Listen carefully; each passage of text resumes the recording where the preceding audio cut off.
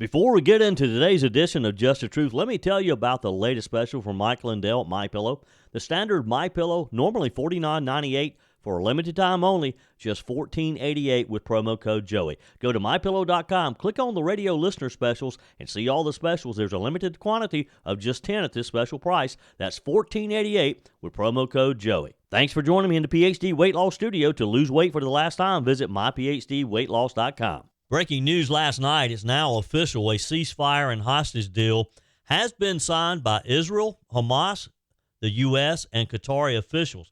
Currently, the Israeli government is set to vote on the measure tomorrow on Saturday, which would delay the release of the first 3 hostages until Monday.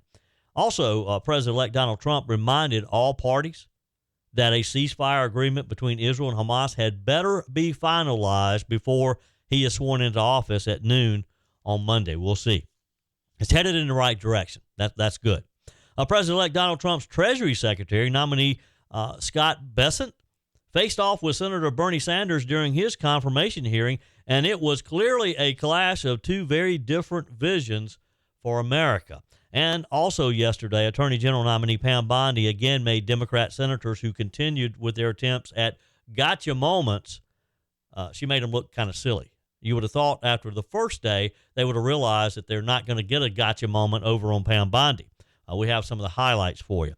And what will probably be his last major decision as president, Joe Biden yesterday decided that no decision was the best decision, and he will not enforce the ban on TikTok, leaving the decision to the Trump administration as one of their first actions on Monday. I told you we'd be back. And ye shall know the truth, and the truth shall make you free. It's Joey Hudson. I wanted to name it the Joey Hudson bill, but, they don't allow you to put names on bills. But I wanted to call it the Joey Hudson bill because I know that one's been near and dear to you for a number of years. That's how it's done. Let your voice be heard. And the truth shall set you free. Here's Joey Hudson. A ceasefire and hostage deal was officially signed yesterday by Israel, Hamas, U.S., and Qatari. Israeli Prime Minister Benjamin Netanyahu has been informed of the agreement, has instructed a meeting with his political security cabinet, which would be followed by a government meeting to approve the plan. His office said in a statement translated from Hebrew to English, this is expected to be to take place on Saturday, saying the families of the hostages were informed a short while ago of the agreements by the Directorate for Hostages, Missing Persons, and Returnees in the Prime Minister's office. Additionally, the Prime Minister instructed the coordinator for prisoners and missing persons to coordinate preparations for the reception of the hostages upon their return to Israel. Currently, the Israeli government is set to vote again on Saturday, tomorrow, which would set this up for a return of the hostages on Monday. Government officials cited last-minute issues with Hamas was the result of some of the delays. Israeli Prime Minister Netanyahu also thanked President Biden and President-elect Donald Trump during a pair of phone calls yesterday. He called to discuss the ceasefire and the hostage deal. Netanyahu's office said that the Israeli leader thanked Trump for his assistance in advancing the release of the hostages and for helping Israel bring an end to the suffering of dozens of hostages and their families. The prime minister made it clear that he's committed to returning all of the hostages however he can and commended the U.S. president-elect for his remarks that the U.S. would work with Israel to ensure that Gaza will never be a haven for terrorism again. The pair decided to meet in Washington, D.C. soon to discuss other important issues. Prime Minister Netanyahu then spoke with U.S. President Joe Biden and thanked him, we're told, as well for his assistance in advancing the hostage deal. President-elect Trump said that a ceasefire agreement between Israel and Hamas had better be finalized before Monday. During a podcast interview he is on with Dan Bongino, the soon-to-be commander-in-chief said that his involvement in the negotiations was crucial to the deal getting done. He said, we changed the course of it, and we changed it fast, and frankly, it better be done before I take the oath of office. I'm not looking for credit. I want to get these people out. We've got to get them out, he said. Trump also said that we shook hands and we signed certain documents, but it better be done. The Associated Press reported that the president is anxious for everything to be finalized, of course, and for the hostages to be back home. The deal is expected to begin on Sunday. Again, Israeli Prime Minister Netanyahu said that issues with Hamas had held up his government's approval of the truce, but they're working to get it done.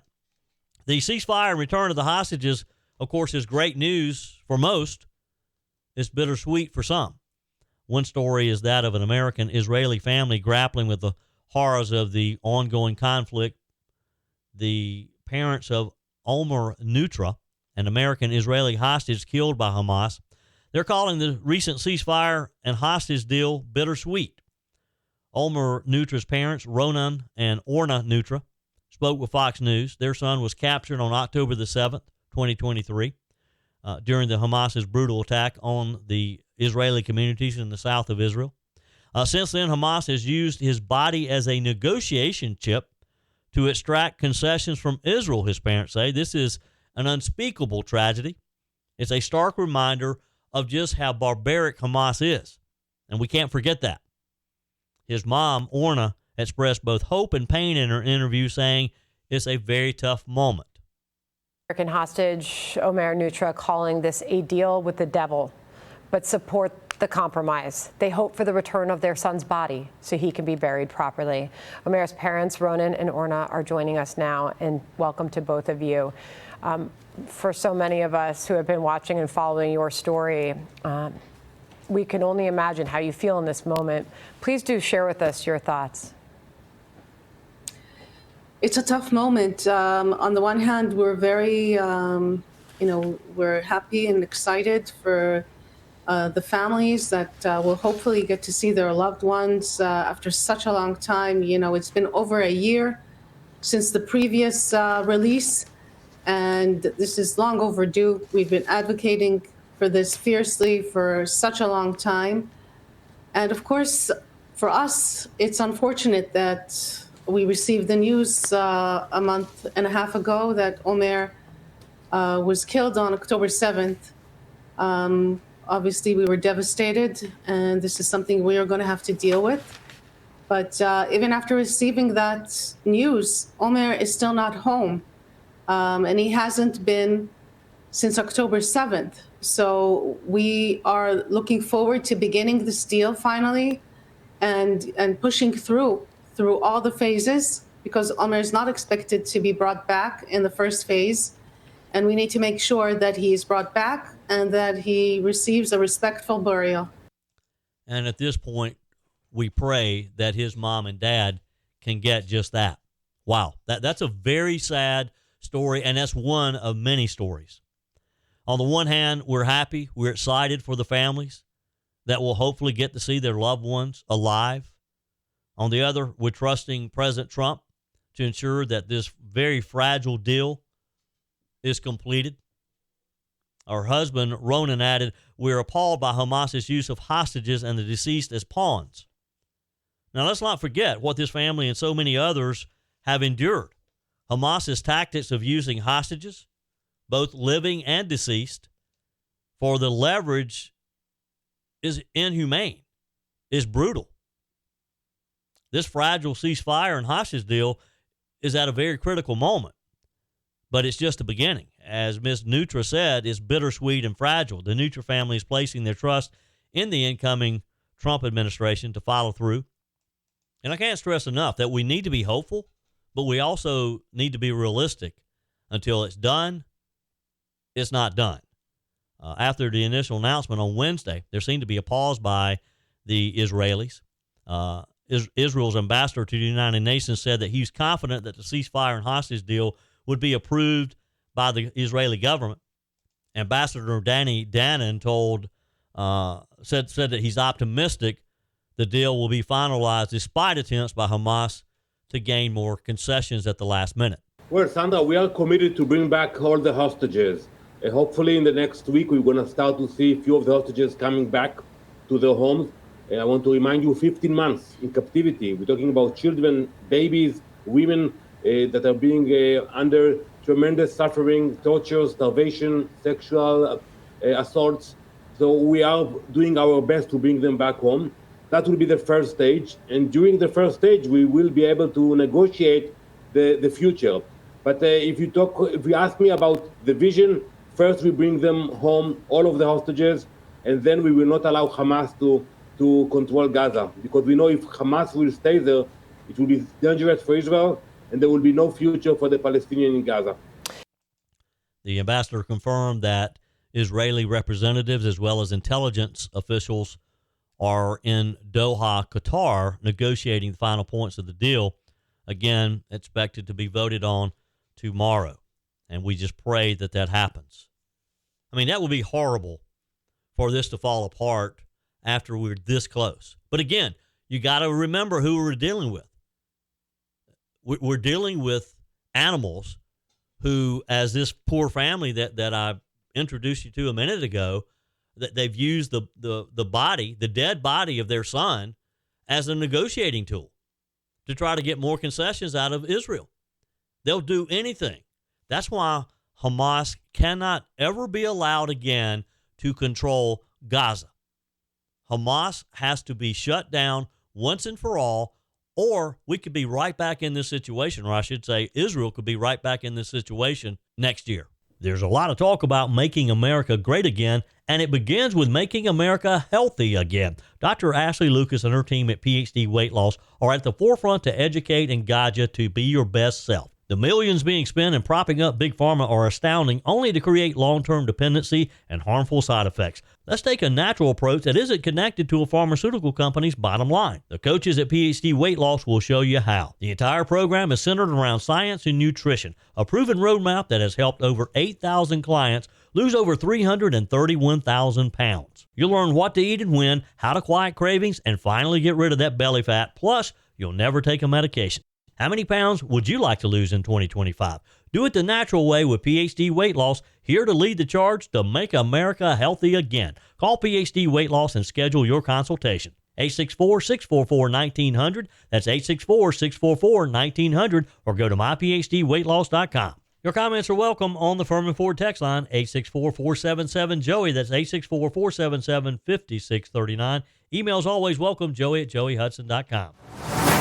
I love watching these confirmation hearings and the Democrats just taking this opportunity to be on prime time and to have their 7 minutes of glory. There were more fireworks on Capitol Hill yesterday, where President-elect Donald Trump's Treasury Secretary nominee, Scott Bessent, faced off with Bernie Sanders. It was a clash of two very different visions for America, for sure. Senator Sanders, in his usual style, came out swinging, claiming that the U.S. is headed toward an oligarchy. He heard Joe Biden's speech the other night. He fears that we're going to be controlled by the likes of Elon Musk and Jeff Bezos and Mark Zuckerberg. But Bessent didn't back down, pointing out that these individuals built their wealth themselves, with Musk coming into this country as an immigrant with nothing. And then in a moment that left Sanders kind of scrambling, Bessent reminded him that President Biden recently awarded the Presidential Medal of Freedom to billionaires George Soros and David Rubenstein, two people who Sanders conveniently left out of his oligarch narrative. Here's the exchange. You need to hear it for yourself. We have a corrupt campaign finance system in which a small number of billionaires in both political parties make huge contributions into the presidential and congressional campaigns. When you have a small number of multi-billionaires who have enormous economic, media, and political power, would you agree with President Biden, who last night stated, and I quote, "An oligarchy is taking shape in America of extreme wealth, power, and influence that threatens our entire democracy, our basic rights, and freedoms." End of quote. That's what President Biden said last night. I agree with him. Do you? Senator Sanders, I enjoyed our visit. Talk a little bit closer into the mic. I enjoyed our visit, and I hope you got my follow-up materials on the discussions, my previous writings on the tariffs and China. And look, the three billionaires who you listed that all made the money themselves. Mr. Musk came to the country as an immigrant. I understand that, but what I'm asking you is, when you have a handful of people like Musk, who will soon be part of the Trump administration, and others, when you have 3 people owning more wealth than the bottom half of American society, when these people have enormous influence over the media, when they spend huge amounts of money in both political parties to elect candidates, what Biden said last night is we're moving toward an oligarchy. I'm asking you that question. Do you think, forget how they made their money, do you think that when so few people have so much wealth and so much economic and political power, that is an oligarchic form of society? Well, I would note that President Biden gave the Presidential Medal of Freedom to 2 people who I think would qualify for his oligarchs. So this is not a condemnation of any one individual. I'm just asking you, would so few people have so much wealth and power? But do you think that is an oligarchic form of society? Senator, I think it depends on the ability to move up and down the income. No, that's not really the answer. I mean, even if you had that mobility, no matter who those individuals might be. All right, but let me ask you another question. Bernie Sanders just doesn't get it, does he? He's thinking of oligarchs like Russian oligarchs, where they literally steal their money. I think it's totally different when you have people like Elon Musk who built their wealth from nothing. That's different, isn't it? Am I missing something here? Text me, email me, joe@joeyhudson.com. Bernie Sanders wasn't done there, though. He pressed Mr. Bessent on raising the federal minimum wage, pushing for an increase from $7.25 to $17 by 2028. Bessent, he held firm, saying, quote, "I believe the minimum wage is more of a state and regional issue, Senator." And he's right, isn't he? The cost of living in parts of America can be totally different.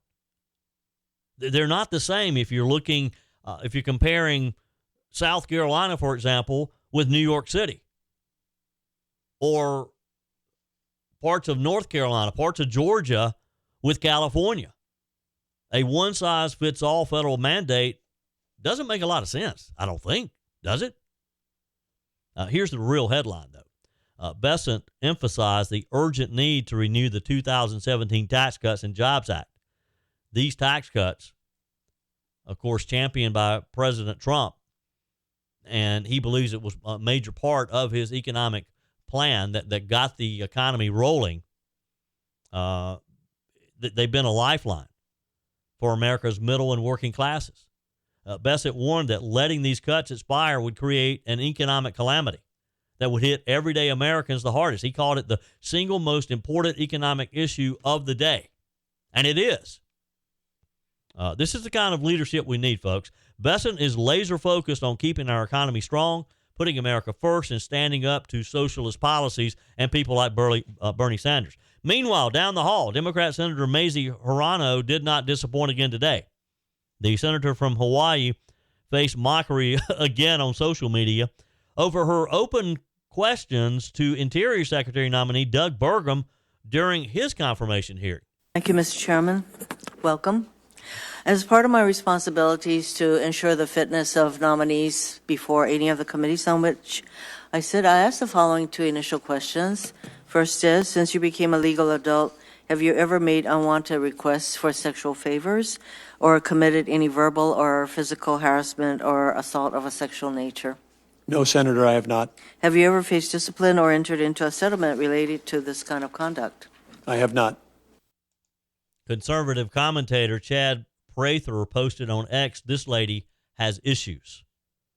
Benny Johnson, who also on X, said, "No, this is not AI." Ned Runyon, American Majority President, said, "What is wrong with the Democrats? They are apparently bat guano crazy sex pervs. Is this all they think about?" And it was kind of unusual questioning, wasn't it? That she's asking him if he's ever sexually harassed someone, I guess. I mean, these are types of things that kind of settled in their background checks. I would think that she would have other questions of, what he would actually do as Interior Secretary. Maybe some of her tree-hugging friends. But, hey, that's Mazie Hirono for you. How that lady got elected to the U.S. Senate, I'll never understand. Your comments are welcome on the Firmin Ford text line, 864-477-JOEY. That's 864-477-5639. Emails always welcome, joey@joeyhudson.com. Speaking of the Firmin Ford text line, it's never been more important to support locally run businesses owned by people who actually live here in the upstate. Let me take a minute to talk with you about our friends at Firmin Ford. If you're looking for a new vehicle, maybe a great pre-owned vehicle, one you can trust, or maybe you're looking to order that special vehicle. Either way, if you want a new one, a brand new one, or a pre-owned that you can trust, the folks at Firmin Ford, they're there to help you. Their name is on the sign because their name is on the line, because every single transaction is important to them. Jim Firmin, Matthew Firmin. They do business the right way. When you stop by, when you give them a call, or maybe when you just send them a quick email, you're always going to have access to a member of the Firmin Ford family. And by the way, they also offer great service, and you're not going to have to wait weeks and weeks to get it done. And you do not have had to purchase your vehicle at Firmin Ford. Doesn't even have to be a Ford. They service all makes and models. Visit my friends at Firmin Ford online at firminford.com, firminford.com. Before we move on from the confirmation hearings yesterday, the Democrats were not finished with Attorney General nominee Pam Bondi. Bondi, like on Wednesday, wasn't holding back, especially when it came time for Senator Adam Schiff.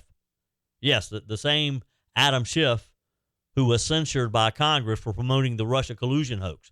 It's hard to believe that man sits in the U.S. Senate now, doesn't it? But that's California for you.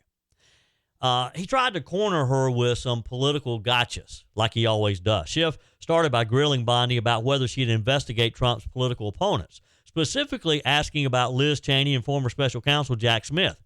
Bondi's response? Direct and no nonsense. Senator, she said, no one asked me to investigate Liz Cheney. That is a hypothetical. Schiff wasn't going to accept it. Here's their round. Let me ask you a different, simple question. The president also wants to jail Liz Cheney. Sitting here today, are you aware of any factual basis to investigate Liz Cheney? Yes or no? Senator, that's a hypothetical, and I'm not going to answer that question. No, it's not hypothetical. I'm asking you, sitting here today, whether you are aware of a factual predicate to investigate Liz Cheney. Senator, no one has asked me know. to investigate Liz Cheney. That is a hypothetical. The president has called for it publicly. You are aware of that, aren't you? No one has asked me to investigate. But the president has We're called, also worried about Liz Cheney, the Senator. president has You know called what we for should this. be worried about? Ms. Bondi, please answer my questions. California right now you are is aware, through the roof. Ms. Bondi, Your robberies are 87% higher than the national average. My question is this. That's what I want to be focused on, Senator. Do you have the power to say no to the president? General. And what you're suggesting today by your non-answer is you don't have the independence to say no to the president. Did you hear kind of flip the script on him, calling out California's crime crisis? She told Schiff, your robberies are 87% higher than the national average. That's what I want to focus on, Senator. Good for her. It didn't stop there, though, because Schiff accused Bondi of lacking independence and even asked if she would tell Donald Trump that he lost the 2020 election. They just won't let 2020 go, will they? So let me ask you a different question. It also requires you, if you're going to be a good attorney general, to be able to tell hard truths to the president. So my questions now are, can you tell hard truths to the president? So let me start with an easy truth that you could speak to the president. Can you tell him that Donald Trump lost the 2020 election? Can you say that? Do you have the independence to say that? Do you have the gravitas, the stature, the intestinal fortitude to say, Donald Trump, you lost the 2020 election? Can you tell us that here today? Senator, what I can tell you is I will never play politics. You're trying to engage me in a gotcha. I won't do it. I won't play politics with any ongoing investigation, so let me ask you another, like you did leaking your colleague Devin Nunes's memo. If you can't answer the question, let me ask you a different, what should be a simple truth, not a hard one. Was there massive fraud affecting the result of the 2020 election, yes or no? Senator, I'm glad you asked that question, if you'll let me answer what I saw in Pennsylvania. No, I asked a simple question about massive fraud. I can only tell you what I saw in Pennsylvania. I know you want to answer a different question, but my question is, Can you tell us whether there was massive fraud affecting the results of the 2020 election? Yes or no? Was there or was there not? I can tell you what I saw when I went as an advocate to the campaign. That's not my question. So you can't answer that question. You can't speak that even easy truth to us, let alone to the president. And again, Bondi fired back, accusing Schiff of playing politics, which he was, and reminded him of his record, saying, you were censored by Congress for comments just like this that are so reckless. Good for her. Good for her. Let's not forget, Adam Schiff's censure in 2023 was for pushing false claims about Trump's 2016 campaign in Russia, a very disgraceful chapter that still looms over his credibility. Again, I don't know how he got elected to the U.S. Senate. Ms. Bondi also sparred with Senator Sheldon Whitehouse, who questioned her on the so-called weaponization of the DOJ. Now, how hypocritical is this of the Democrats bringing up weaponization of the DOJ and questioning Pam Bondi whether or not she will weaponize the DOJ? They've already weaponized it. That's what they've done for these last 4 years. Her response to Senator Whitehouse, that is the whole problem with the weaponization we've seen the last 4 years and what's been happening to Donald Trump, she said. She wasn't backing down. Look, she knows she's not going to get these Democrats' votes anyway. There's no way Adam Shifty Schiff is going to vote for Pam Bondi, nor is Sheldon Whitehouse. So I'm glad that she stood up to him. The hearing wasn't just about Bondi defending herself. It was about making it clear that she's ready to restore integrity to the Department of Justice. She's a former Florida Attorney General. She's seen the damage caused when politics infects prosecution. Her approach is focus on the real issues like crime, public safety, and the rule of law, and not on political vendettas. And I think she'll do that. Bondi showed that she's tough, that she's smart. She's ready to clean up the mess that's left behind by Biden's DOJ that's been weaponized for far too long. But yet the Democrats are holier than thou, trying to make the American people think that they're trying to save the Department of Justice. And the fact that Adam Schiff is leading the charge against her, it kind of tells you all you need to know, isn't it? Moving on, the latest in the battle over TikTok, this wildly popular app. I still don't quite get TikTok. I like to watch informative YouTube videos. And I sometimes, and most recently, have watched some of the TikTok videos, but it's more of a younger demo, of course, than me. I'm not a young man anymore. Yesterday was my birthday. We're going to talk about that in a minute. I'm a year older. But look, there's 170 million users of TikTok. And, of course, they're facing a potential nationwide ban this weekend in a move that has surprised some probably. Joe Biden has decided to literally punt the issue, leaving enforcement of the law to the incoming Trump 2.0. Here's what we know. The law passed by Congress and signed by Biden last year forces TikTok's parent company, ByteDance, to either sell the app or face a complete U.S. ban by January 19th. That's Sunday.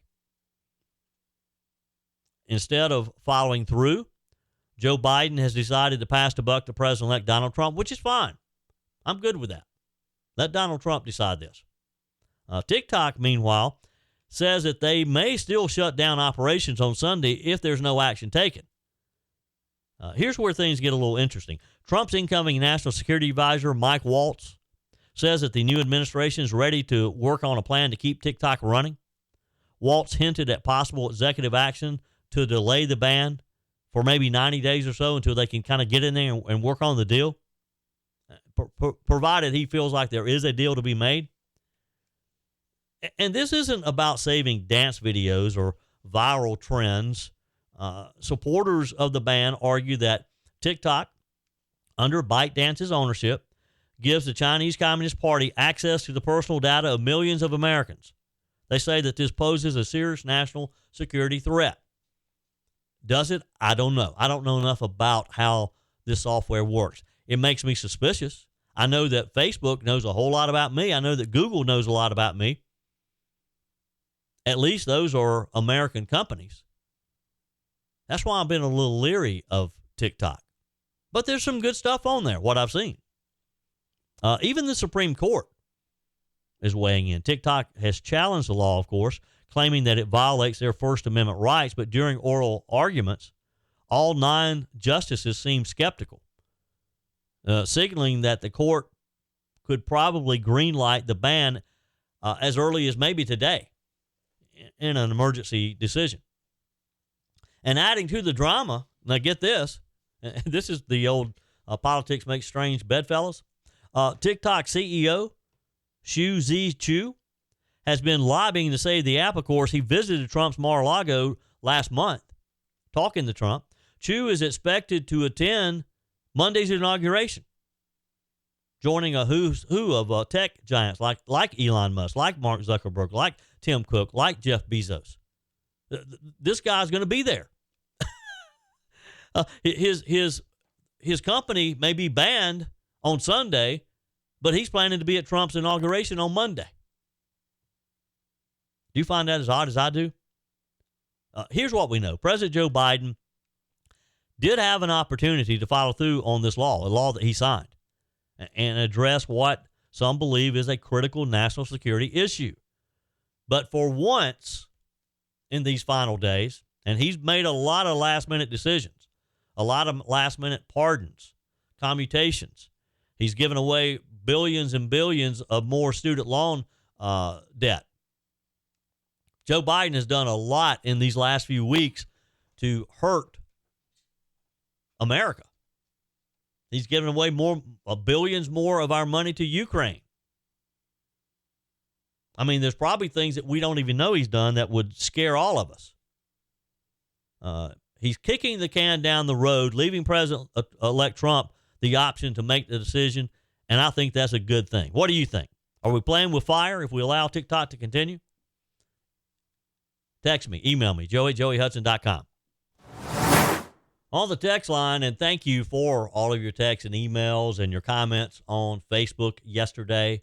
It was my birthday. I didn't really mention it yesterday, but it was a fun day and really just shows me of what great friends I have out there, and I thank you very much. Texter says, Faye says, hope you had a good birthday, Joey. A said, Joey, I hope you have a wonderful birthday. God bless you. Ann, happy birthday. Enjoy your 5 a.m. show every day. Thank you, Ann. Appreciate you listening. Joanne says, happy birthday. Wishing you many more trips around the sun.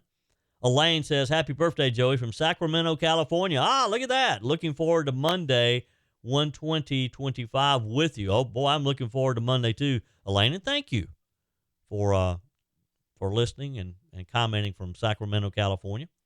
Kim says, did you share with Jesse and Simon?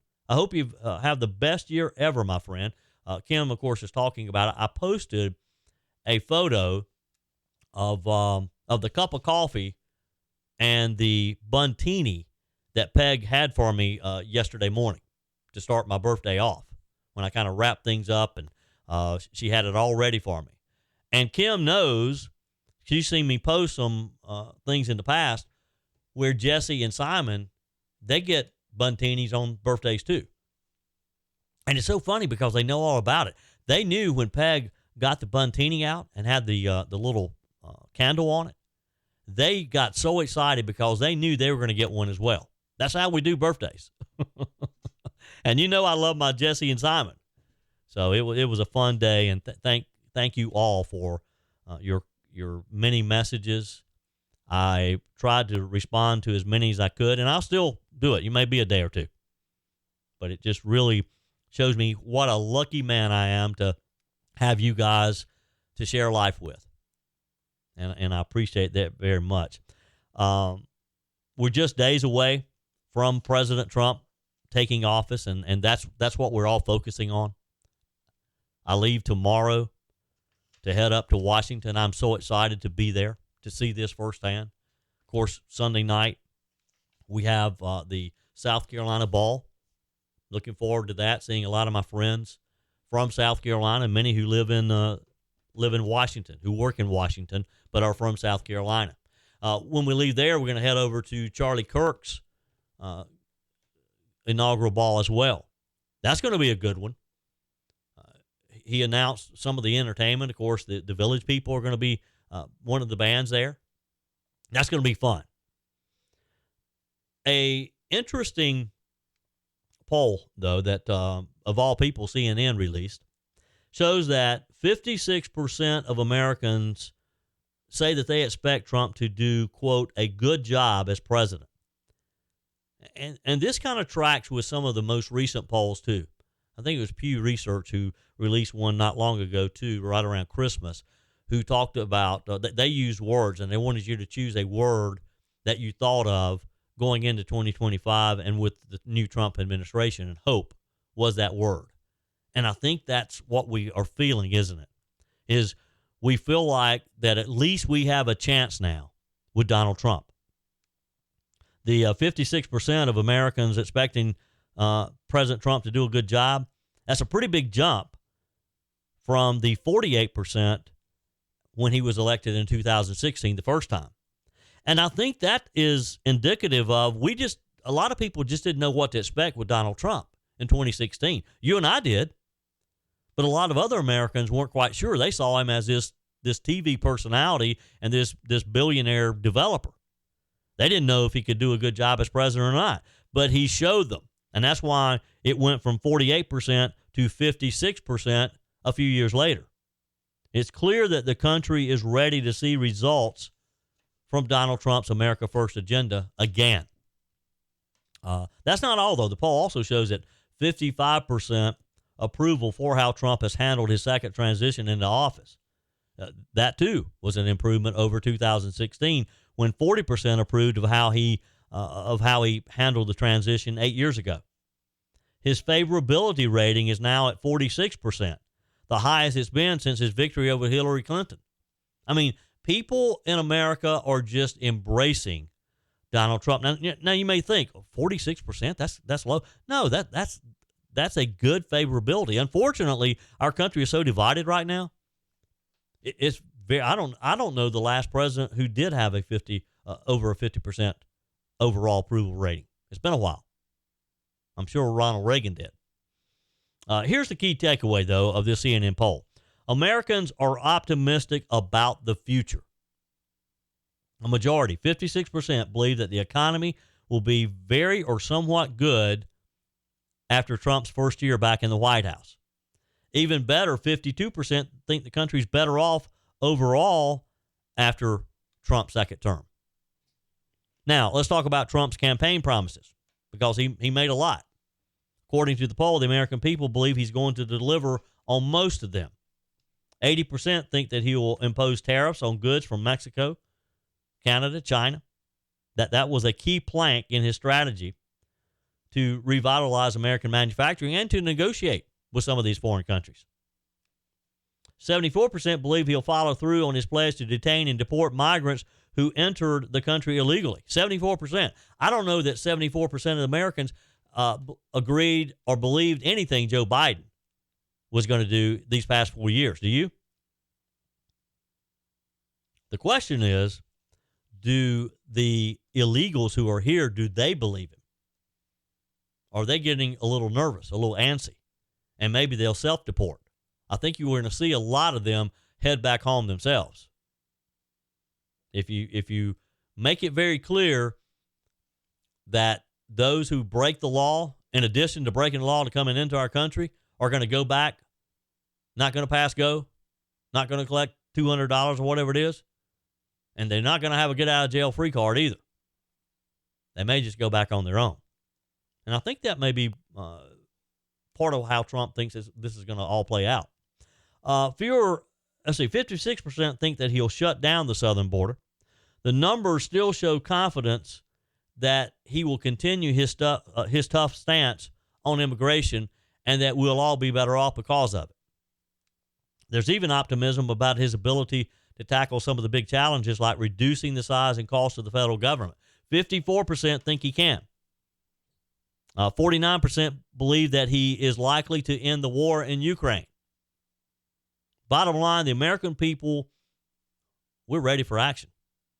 We're ready to place our trust in Donald Trump with the understanding that we know that it's going to be tough.